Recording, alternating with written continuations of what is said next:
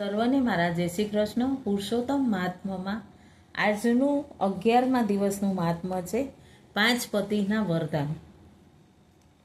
શ્રી નારાયણ નારદને કહેવા લાગ્યા, હે નારદ, મેઘાવતીએ અબળા હોવા છતાં દ્રઢ અંતકરણથી નીડરપણે આશ્રમમાં એકલી રહીને એકાગ્ર ચિત્તે પોતાના દુઃખનું નિવારણ કરવા પુરુષની હિંમત ન ચાલે એવું પંચમુખી મહાદેવને પ્રસન્ન કરવાનું દારૂણ તપ આરંભી દીધું. જેના આભૂષણો સૂર્યના છે, નંદી તથા ભંગી જેવા જેની સેવા કરે છે એવા અષ્ટ મહાસિદ્ધિઓ પુરુષ તથા પ્રકૃતિ છે જેની સ્તુતિ ગાય છે, જેના કપાળ ઉપર ચંદ્રમા ધારણ થયા છે, જેના માથા ઉપર પવિત્ર ગંગા વહી રહી છે, એવા દેવાધિદેવ મહાદેવનું કઠણ તપ કરતી આ ઋષિ કન્યા ઉનાળાથી ધગધગતા તાપમાં સૂર્ય ભગવાનની સામે મીઠ માંડી પંચાગ્નિની ધૂણી ધખાવી શંકર ભગવાનની આરાધના કરવા લાગી. શિયાળામાં ઠંડા પાણીમાં ગળા સુધી પાણીમાં શરીરને ડૂબાડીને ફક્ત મોઢું ઉઘાડું રાખી ઘોર તપસ્યા કરવા લાગી. ચોમાસામાં ઉઘાડા શરીરે આશ્રમની બહાર જમીન ઉપર મૃગચર્મ બિછાવી સૂતી રહી. આવી રીતે એના ઉગ્ર તપની વાત સાંભળી ઇન્દ્રદેવ પણ ચિંતામાં પડ્યા. એ પ્રમાણે ઋષિ કન્યાએ 9000 વર્ષ સુધી તપ કરી સર્વ તપસ્વી મુનિઓને વિસ્મય પમાડ્યા.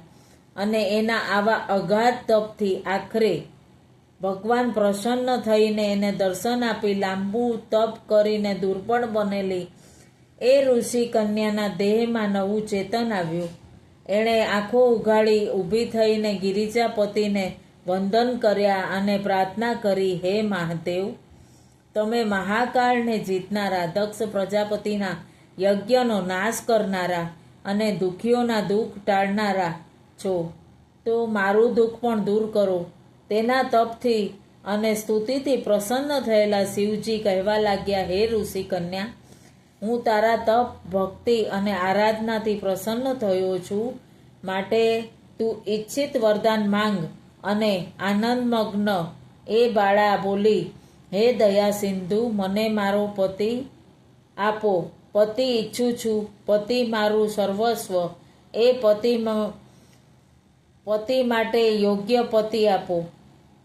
ઋષિ કન્યાની આવી માંગણી સાંભળી સદાશિવ બોલ્યા, હે મુનિ કન્યા, તે હમણાં 5 વખત તારા મોઢામાંથી પતિ પતિ શબ્દ ઉચ્ચાર્યો જ છે, માટે જા, તને 5 પતિ થશે. પરંતુ તે શૂરવીર, યજ્ઞ કરનારા, ધર્મિષ્ઠ, સદગુણી, જીતેન્દ્રિય અને કીર્તિ વધારનારા હશે. શ્રી શંકર ભગવાનનું આવું વરદાન સાંભળી મેઘાવતી દુઃખી થઈ કહેવા લાગી, હે ભગવાન, એક પુરુષને 5 સ્ત્રીઓ સાંભળી છે, પરંતુ એક સ્ત્રીને 5 પતિ સાંભળ્યા નથી. માટે આ અજુકતો અન્યાય કૃપા કરી દૂર કરો. એટલે સદાશિવ બોલ્યા, હે બાળા, તું ડર નહીં. આ જન્મમાં તને 5 પતિ થશે નહીં, પરંતુ આવતા જન્મે થશે.